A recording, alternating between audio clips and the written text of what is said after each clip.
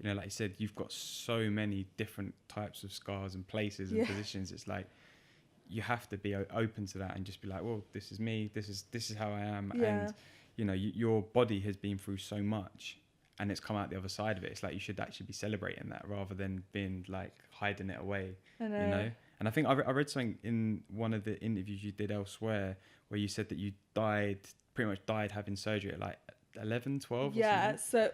So the problem is that it was printed in the Daily Mail that I died during surgery, which if I died during surgery, I wouldn't know. Yeah. But I actually died in a hospital bed. Yeah. So I do remember it happening, and I remember floating above my... To try to put some context to that, I had been in hospital for about 2 months, and they had just found a brain tumour, which I actually had since I was born. But when I was born, I was diagnosed with a condition called hydrocephalus, which means you have too much water in your brain. Yeah. So at 11, when they found the brain tumour, they were like, the brain tumour might be causing it, because the tumour was growing and also was producing liquid. So they were like, that could be what was causing the extra liquid. And because hydrocephalus as a condition doesn't actually have any explanation behind it, so people don't know why some people are born with extra liquid in their brain, and also extra liquid being constantly produced. So it's not like you can remove that liquid. And so when they removed the tumour, they were like, well, you might not have hydrocephalus anymore, which means I don't have a tube. I don't need the tube, or it's called a shunt, which drains the water from my brain to my stomach. So they clamped it off to try and test it. Yeah. And that's when I flatlined. But it was a full day of like I hate saying headaches, because they're more like migraines, but they're genuinely the worst migraines in the world. At one point, Wikipedia actually, like, under the symptoms was like the worst migraines in the world. That's what it feels like.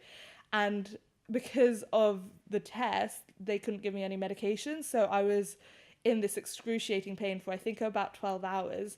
And they couldn't do anything. But then my mum and dad had got into like some squabble, and they were started to raise their voice at each other. And so my mum was like on the verge of yelling, and all like I was like having this headache, and I said to my dad, can you just go take care of mum, kind of like meaning shut mum up, because she's making my headache worse. But my dad saw that as my goodbye to the world, because the last thing I said was take care of mum, and then flatlined. And like I remember seeing my parents like falling to the ground crying, and like everyone rushing around me, the nurses, and then a doctor came in, and I remember a doctor slapping me across the face. But I was so calm, like weirdly calm. I've never felt anything like it, where like, and to be honest, afterwards I felt really guilty, because can you imagine seeing your parents like hysterically break into tears and you feeling nothing whatsoever? But as soon as he slapped me, I went back into my body, and when I told that story to the nurse, she was like, your eyes were closed the whole time. And also you had flatlines, so you shouldn't have a memory of any of that, but that's exactly what happened. But then I made the mistake of saying that on Loose Women, which meant it was distorted quite a lot in the Daily Mail. But that's the true story. I wasn't in surgery, but in a hospital bed. Wow. And so what was the feeling then when you did open your eyes again, and after the doctor had used that classic bit of medical kit of slapping you around the face? Well, because they couldn't get the defibrillators out. They were stuck for some reason. No. So the nurse was trying to get it out, and she was like, it's stuck. And I remember this conversation going on. And she was like, it's stuck. And he just like slapped, and he was doing the rounds. He happened to be doing the rounds. And I think I was very disoriented when I came back in the body, but I had this very clear memory. And to be honest, I didn't talk about it for years, because you sound a bit cuckoo when you say like you floated above your body, and you saw. I also remember seeing a bright white light and going, "Great, we don't go that way." And like when you tell people that, you do sound strange. But the reason why I started talking about it was because one of my friends, when I was 20, her grandma passed away, and so she was grieving, and I was like, I don't know if this is going to help, but even though I was in absolute agony all day, like the moment where I technically died was so peaceful and so calm. And I like to believe that no matter how you die, and no matter how much pain you're in moments before you die, the actual dying is a peaceful process. And later when she stopped grieving and months later, she was like, you know, that thing you told me actually really helped me. And I was like, well, maybe I should start talking about it then, because I do have a unique experience. And who is it, like, what right does anyone else have to say that it's not true? Exactly, and a lot of science actually does back up what I remembered. And it's a cliche for a reason, because movies have taken that, but that's genuinely, and I don't necessarily think all of it is spiritual. I don't necessarily claim that the bright white light is heaven. It could literally be your neurons in your eyes ending. I don't really care. I just know there was a white light, and I do know that I didn't feel anything. And it could also be the fact that I was losing sensation in my body, and that's why I didn't feel anything. But I do find it interesting that my emotions basically disappeared before my sight had gone, but my sight from above had gone. Third eye or whatever. And it could just be the order of that things go that explains it all, but I've kind of stopped trying to explain it and just keep it as, that's what I remember. I don't even care if it's that true, but that's what I remember. Yeah, and like you said, no one can challenge you on it, because I'm sure no one can say it's right or wrong, because no one else has experienced that what you experienced. And interestingly, the Daily Mail article, the comments were filled with people who were like, I had the same experience. Really? Wow. So, of people who, I mean, it's a rare thing to happen, but other people have had the same experience. And they were like, I've floated above my body as well. Wow, that's mad. Yeah. It's a lot to like comprehend, isn't it? I think, which is why some people be like, that doesn't sound like a thing. Yeah. So was that surgery, was that the first major surgery you had, or had you been having surgery already? So that wasn't a surgery. That was literally like lying in a bed, and then I had 2 surgeries after that. Yeah. But up till that, before that, I had 13 surgeries. So my first surgery was when I was like a bit more than 1. Yeah. So it's been a whole life thing. Like, surgery's never not been a part of my life. Yeah. And I had about 5 when I was 1 to 2, and then I had 1 when I was 7, and then I had about 5 when I was... That doesn't add up. See, I even lose count. So trying to write my book was like the most complicated process, because I was like, wait, did I have 5 when I was 1, or did I have 6 when I was 1? And obviously I don't remember any of this stuff. And trying to like track down my medical records and be like, and that's why actually what I ended up doing was like, you know what, forget all of it. I'm not writing about that part. I don't remember any of it. I'm going to start at 11, because I do remember that. And I do have a few memories from my surgery when I was 7. But actually my first ever memory is recovering from a surgery, and I was in the arts and crafts room, and I had the IV in my right hand, and I'm right-handed, so I was trying to paint with my left hand, and it was Valentine's Day, and in Hong Kong we made Valentine's Day for our teachers, like Valentine's Day cards, so I was trying to make a Valentine's Day card for my year 1 teacher with my left hand, which wasn't working out so well, but that's my first ever memory. Wow, that's amazing. Yeah. That's like, I think to have that many surgeries at such a young age, like you said, you can't even remember them, which is wild when you think about it, because, you know, assuming they were quite major surgeries, you know, it's like, it's a bit. Well, it's interesting, because when you list it the way I do, and I've been told I do list it like a grocery list, like I need to get apples and oranges today. But it's just because I've said it so many times, and I think to an extent I'm a bit numb to it, because it is my own life. It's that thing of a lot of the things that sound scary actually aren't as scary as people think. So like, you hear brain tumor and you're like, oh my God, the pain you must have been in. And I remember I had a really bad stomach ache like last week, and I was like, this is worse. This is the worst pain ever. Like, and you don't actually get this, I think, to an extent, because I'll never know someone else's experience of pain, but there are days when I'm like, this is awful. This is like, I don't have this broader context of like not being miserable about a cold.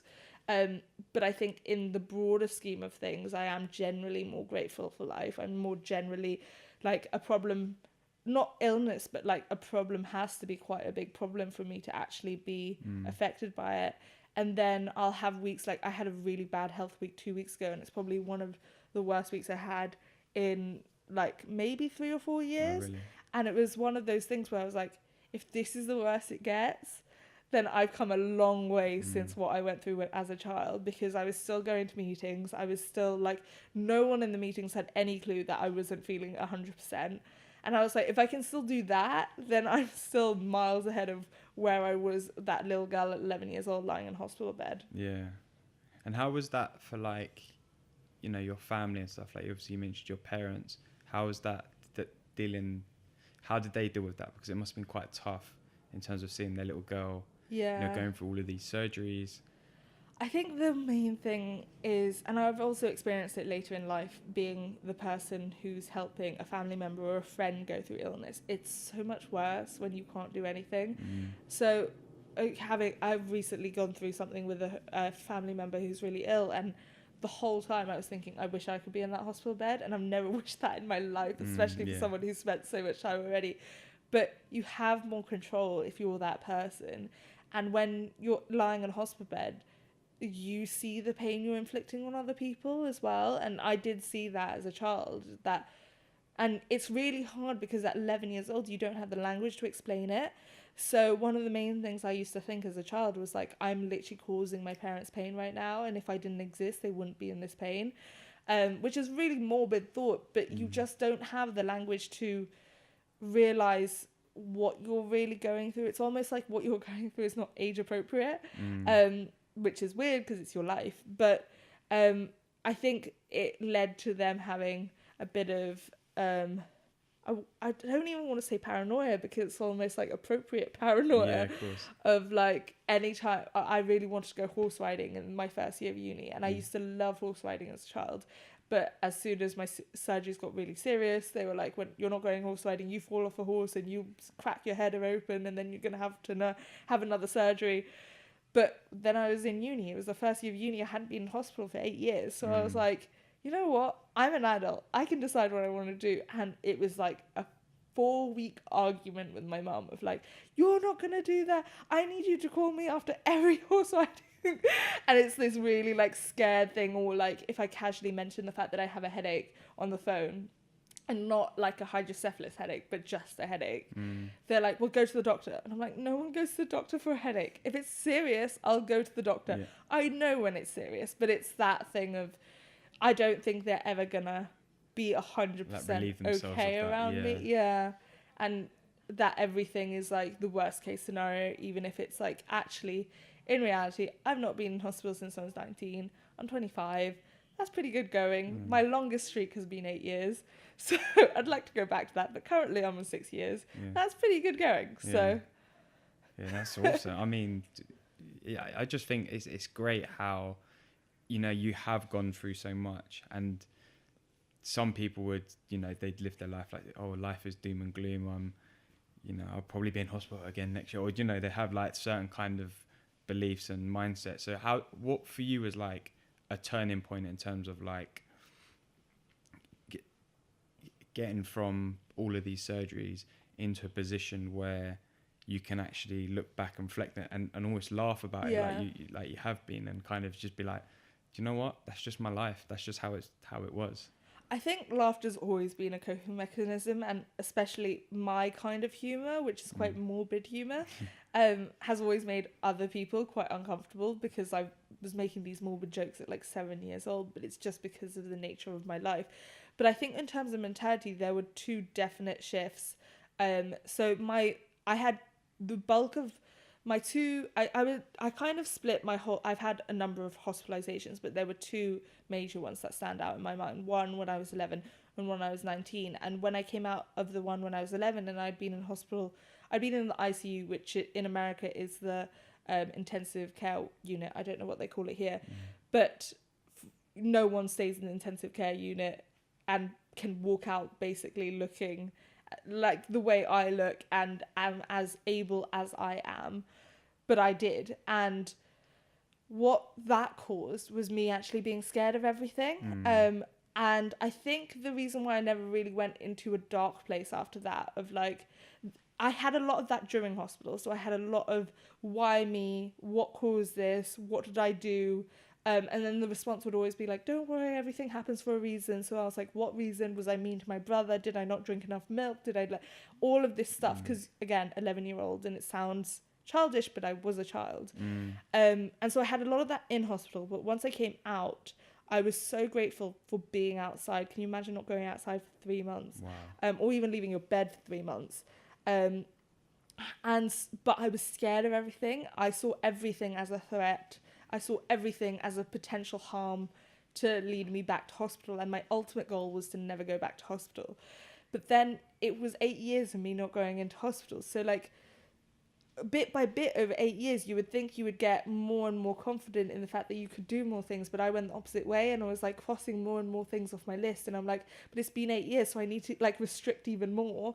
And then it was my first year of uni that I started talking about this stuff for the first time, and I had a lot of emotions around, like, I just had a lot of shame around talking about it, and I was finally talking about it for the first time, and I kind of embraced it. I got a tattoo about it, and I was like, I don't have to be ashamed of this, I'm fine, like, and it might actually be healthy. Like, I've not been in hospital for 8 years, and I'd got to the point where I was like, I'm done, I'm never having surgery again, and I actually started living, stopped being scared of everything, and that was like 2 months later I went back into hospital. Oh, no. Completely unrelated, but what was the cause of that? Nothing. Literally, I had an obstructed bowel, and they said obstructed bowels can happen to anyone who's had an abdominal surgery, and doesn't need to be anything major. If you've had like a C-section, which is on the scale of like serious surgeries, is like really not serious. It's like a 1. You can have obstructed bowels, and it happened to me twice, and so I was stuck in hospital for 6 weeks without any food or anything, and that, for the first half of that, I remember being really angry, being like, I did everything right. I literally stopped anything I enjoyed, and I was a very active child. I like loved horse riding, I loved rollerblading, I played ice hockey, like all of like the really dangerous sports I used to love, and I stopped doing all of it because I was like, it's all gonna land me in a hospital. And I was like, but I did all of that and I landed in hospital anyway, and that actually reverse all of the fear that I'd had for the last 8 years. And I was like, you know what, if I'm gonna end up in hospital, then I might as well do everything that I love anyway. So that was January, and that summer I had a summer I called my YOLO summer. I literally went like, I used to love wakeboarding. I started wakeboarding, paddleboarding. I went cliff diving, which was quite a big thing in Hong Kong, and I'm scared of heights, so like jumping off a cliff was like that is scary. Yeah, and to be honest, I'm not sure I'd do it again, but I did it that summer. It's crossed off my list. And I just started, it was funny how much fear had taken over my life, not even in terms of things that were dangerous to me. So for example, I never went to dance classes because I was like, oh well, I don't want to be the fat one in the back of the room, blah blah blah. And all of that just went with this hospitalization around 18. When I was 19, and I was like, it had spread to everything. I was scared of everything. I was scared of like being rejected. I was scared of like failing. I was scared of life. And so I just sat in this hospital bed for 6 weeks thinking about every single opportunity I missed out on. And it wasn't the big things. And I think people always think it's going to be the big things.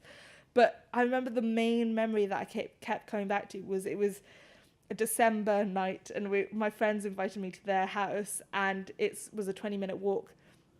It was raining and it was cold, and so I didn't go, and that's all I thought about. They were playing cards. I love playing cards. And they were like, come on, it's your favorite game, and it was called Liverpudlian Rummy, and you play it till like 3 a.m, and I think it's something like 12 rounds. It's my favorite game, but I just didn't go because it was cold and raining. And I was lying in this hospital bed being like, what I would give right now I would walk like an hour and a half to get there. I don't care. I'd be able to walk, number one. I'd be able to be with my friends. I'd be back at uni. I'd be able to drink. I'd be able to play cards. Like all of these things, which I kind of took for granted. So when I left hospital when I was 19, I was like, I refuse to take it for granted. I'm going to literally take advantage of life and not be scared of it anymore, because if I am going to end up in hospital again, then I don't want to be sitting in a hospital bed full of regrets. Like I want to be sitting in a hospital bed full of memories at least. And I dreaded the thought that I was going to die at 19 with a bunch of regrets and all I'd done was study. This is true. And I think like what you just said about